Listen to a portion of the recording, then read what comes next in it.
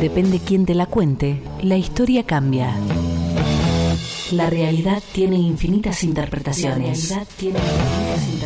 No te contamos lo que piensan. Lo que piensan, te lo cuentan ellos mismos. Entrevista en Bonito Cuelgue.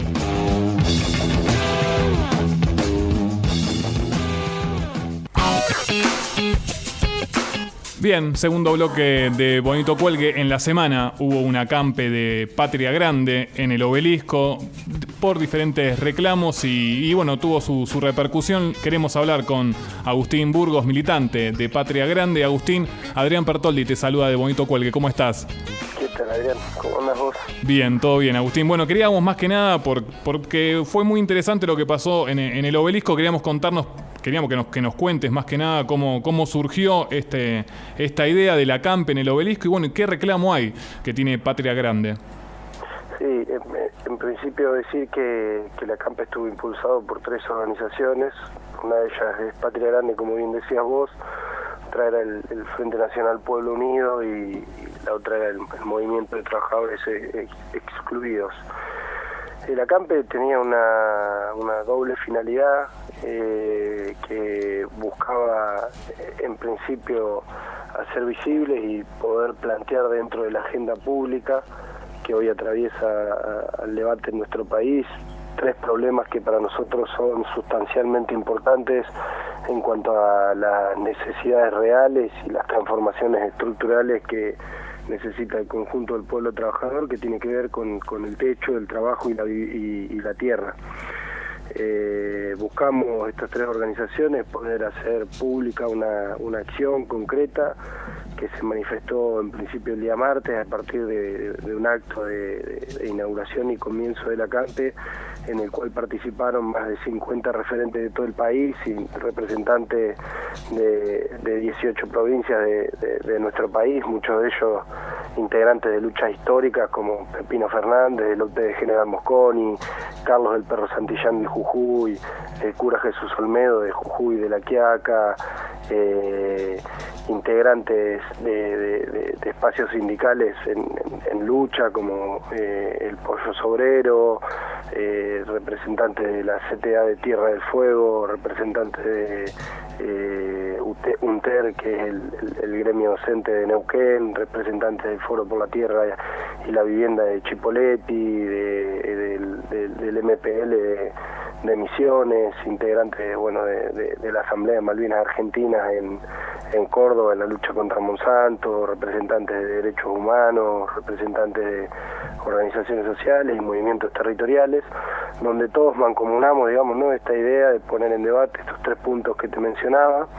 Y por supuesto también buscábamos la posibilidad de poder trabajar parte de esos puntos que te señalaba en función de políticas públicas concretas, donde creemos que debe haber una intervención muy fuerte del Estado para poder revertir esa situación y ese estado de injusticia en relación al acceso a la tierra, tanto para la vida como para la producción, en relación a la ausencia de una política de vivienda que pueda revertir el estado de situación tan crítico, donde casi 4 millones de argentinos y argentinas no tienen un lugar propio donde vivir, y todo eso hacerlo a partir de la posibilidad también de la creación de puestos de trabajo dignos, puestos de trabajo que no engorden las estadísticas de precarización del empleo, de empleo informal.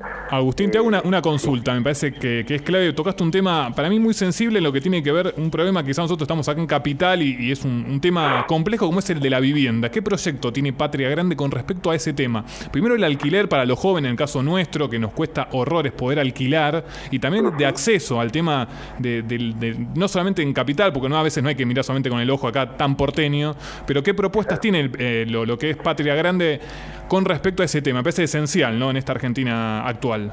Mira, en principio, muy brevemente, hay un problema del desarrollo hoy de esta sociedad donde prevalecen los intereses de pocos en función de tener una mirada de un bien social como es la tierra, alterado a partir de centralmente el negocio de pocos, lo que hoy se llama la gran especulación inmobiliaria. En principio lo que entendemos nosotros es que hay que revertir una situación que tiene que ver en algunos casos con legislaciones provinciales, o por lo menos trabajar para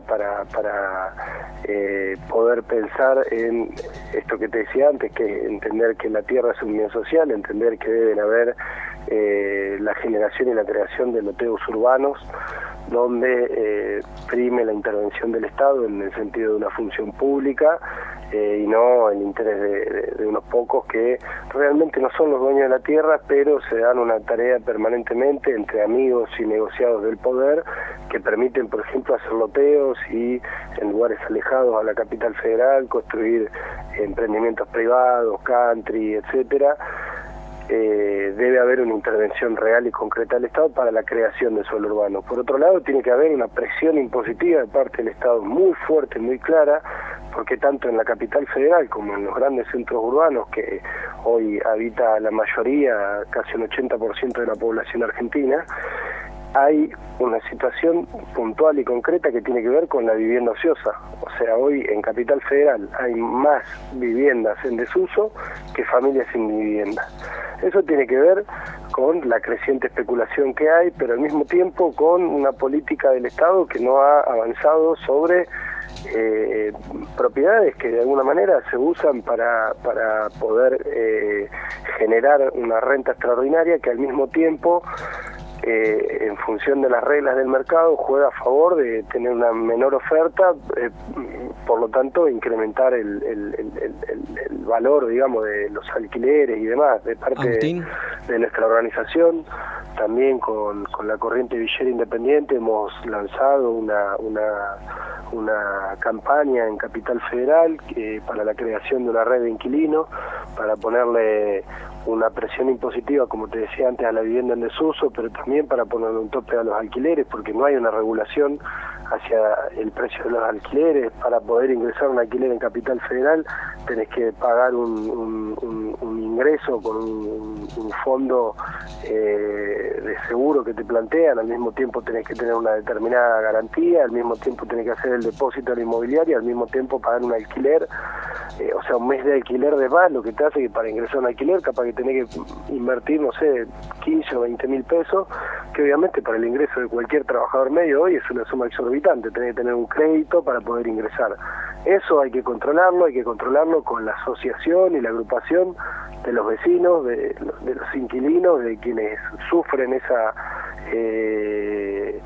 injusticia concretamente, y al mismo tiempo hay que poder generar política pública, digamos, ¿no?, para la creación de suelo y de vivienda urbana, y también para la presión sobre lo que tiene que ver con el mercado inmobiliario. Buenas tardes, Agustín. Iván Alexis Nordi es mi nombre. Te quería preguntar acerca del tema de la vivienda en otros lugares del país, porque como vos mencionabas, este fue una campaña... Perdón, sí. Iván, te escucho bajito. ¿Me puedes hablar más fuerte? Sí, ahí a ver si lo subimos un poquito el retorno. ¿Ahora me escuchás mejor? No ahí, parece. Agustín no se escuchó directamente. ¿Ahí nos escuchás, Agustín? Ahí está mejor. Ahí está, dale. Te preguntaba, porque como ustedes lo manifestaron, este fue una campe federal.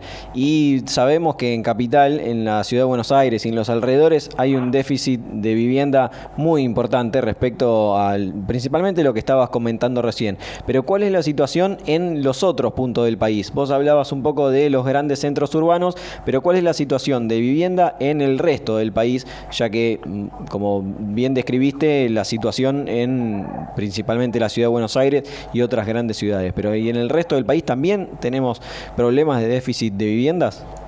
Sí, tenemos un problema muy grande. Yo te he mencionado que hay casi 4 millones de argentinos y argentinas que no tienen lugar propio donde vivir.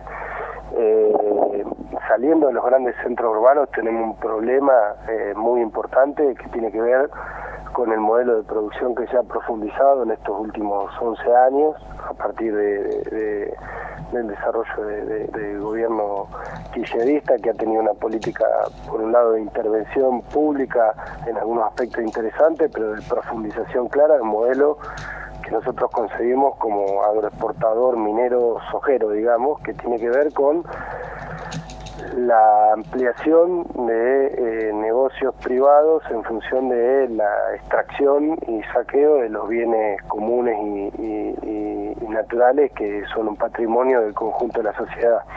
¿Por qué parto de decir esto? Parto de decir esto porque se ha extendido la frontera, por ejemplo, de lo que tiene que ver con la producción agraria.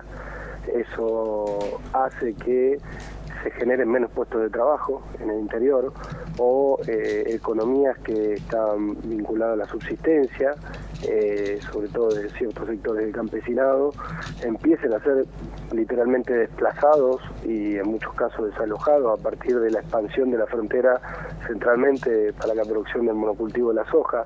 Eso genera un desplazamiento interno de la población que riega de familias que tienen que mudarse de sus lugares hacia los grandes centros urbanos. Por otro lado, hay una situación también muy profunda y compleja con la cuestión de la minería a cielo abierto, que se hace no simplemente sin dejar ningún tipo de regalía al gobierno tanto nacional como provincial. Es la actividad que menor renta le deja al Estado, un 3% en términos nacionales, que se lleva adelante sin generar y sin crear grandes puestos de trabajo y al mismo tiempo contaminando de una manera exorbitante centralmente todo lo que tiene que ver el agua y la vida alrededor de estos grandes emprendimientos. Lo que sucede es que ese tipo de desarrollo que no contiene a lo que sería una perspectiva más basada en las necesidades de la población que se desarrolla en sectores del interior, como en algún momento sí pudo suceder en nuestro país, pensando un poco las economías regionales, más planteadas de las necesidades de la población que de las inversiones de grandes multinacionales, eso genera que se agudice y se acreciente este cuadro que tiene que ver con la población de los grandes centros urbanos.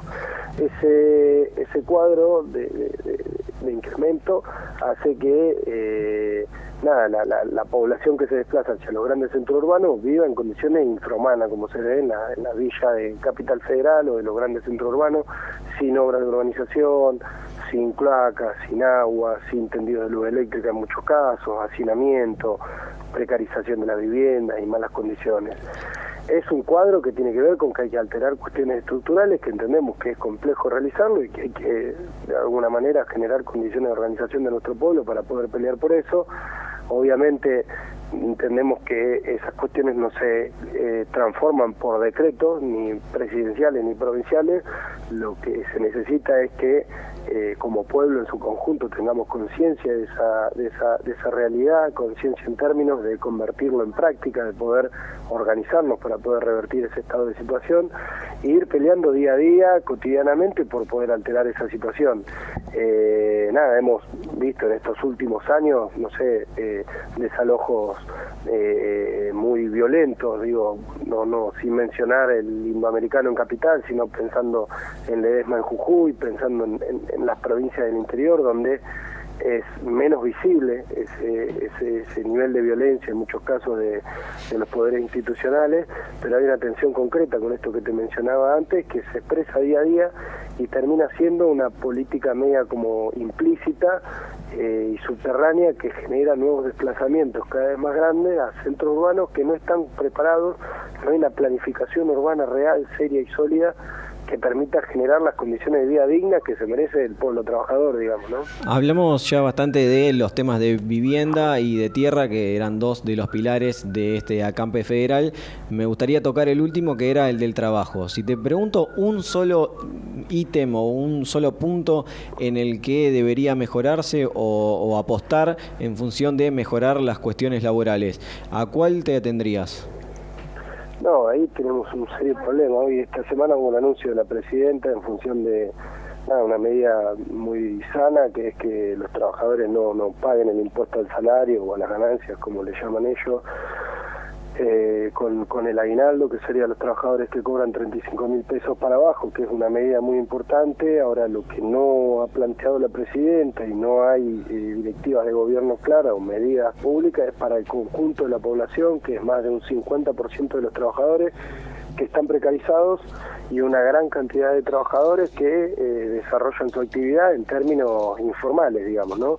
Entonces hay una problemática muy seria de poder llevar adelante medidas de gobierno que permitan que una gran cantidad de trabajadores y trabajadoras que hoy están en muchos casos en programas sociales, que están en programas de trabajo vinculados al Estado, o que llevan adelante su actividad en términos informales, pueda tener una solidez en su perspectiva laboral que altere una situación que hoy los deja o nos deja, porque yo trabajo en una cooperativa autogestionada construyendo vivienda, en una situación de mucho endeblez, digamos, ¿no? En un momento donde hay un debate acerca del rumbo de cómo va a continuar el modelo del país, ese sector que ha sido un sector que en los 90 en muchos casos estaba en condiciones de desocupación, hoy hay un arrastre de esa desocupación, pero también hay muchos sectores, digamos, de la economía popular que se mantienen en términos informales. Nosotros entendemos que tiene que haber una política pública muy agresiva para alterar esa situación, de condiciones de trabajo, de condiciones de un Estado público interviniendo, o sea, un Estado interviniendo con política pública para poder generar más puestos de trabajo, que esté involucrado con lo que mencionábamos antes, que tenga que ver con la edificación de vivienda, con la urbanización de barrios, con mejorar la calidad de vida de los trabajadores en su conjunto, y que al mismo tiempo le dé mayores solidez y herramientas para poder mantener esos niveles que debiéramos poder generar, digamos, ¿no? Estamos hablando con Agustín Burgos, militante de Patria Grande. Agustín, acerca de la CAMPE que hubo esta semana en el Obelisco con varios pedidos que estamos escuchando acá en Bonito Cuelgue. Agustín, te hago una consulta más que nada pensando en octubre de 2015, uno ve las encuestas y mirás a Massa, mirás a Scioli, mirás a Macri, que están en los primeros puestos. ¿Sentís qué explicación encontrás que candidatos de la derecha tengan tan altos porcentajes de aceptación en la gente? Yo no sé si hablaría de aceptación. La verdad es que, por lo menos mi perspectiva, nuestra perspectiva, es que vemos que hay un alto grado de resignación en nuestra población, que tiene que ver con que para nosotros no se ha profundizado un rumbo de gobierno que realmente haya estado a la vanguardia de lo que nuestro pueblo demandó, sobre todo, o se explicitó claramente en diciembre del 2001, donde había una búsqueda de alterar realmente el orden de la sociedad, digamos, ¿no? Nosotros creemos que es un problema, pero también es una herencia que nos deja el ciclo kirchnerista, que no se haya podido consolidar un rumbo de gobierno más sólido, con una perspectiva que tenga que ver con claramente el mejoramiento de las condiciones de vida de los trabajadores, pero con una perspectiva que no tenga que ver con un paliativo. Hoy esos candidatos que vos planteás son claramente para nosotros una regresión, o sea, son sectores que nosotros entendemos que responden centralmente a sectores que no son los que están del lado de los trabajadores en nuestro país. Muchos de esos hoy vuelven a la carga con recetas de ajuste, con recetas de achicamiento del Estado, con recetas de ajuste económico. Nosotros creemos que esas variantes obviamente van a ser una regresión. Lo que vemos es que no se ha podido consolidar, y eso sí es un problema que nosotros entendemos como propio, una alternativa popular que en nuestro país hoy pueda ser quien debata con esos sectores con un proyecto que de alguna manera pueda tensionar el escenario que vos planteás, que para nosotros es bastante malo. Creemos que ahí la fuerza de izquierda en su conjunto y con toda la amplitud que implica esa definición, tenemos una tarea muy grande, que es la construcción de la unidad en perspectiva de mediano plazo, para poder realmente construir un proyecto que pueda ser alternativa para nuestro pueblo, digamos. Agustín Burgos, muchísimas gracias por estar en Bonito Cuelgue. No, por favor, les agradezco a ustedes por el lugar y por el espacio. Bueno, les mando un fuerte abrazo para ustedes y para toda la audiencia. Bueno.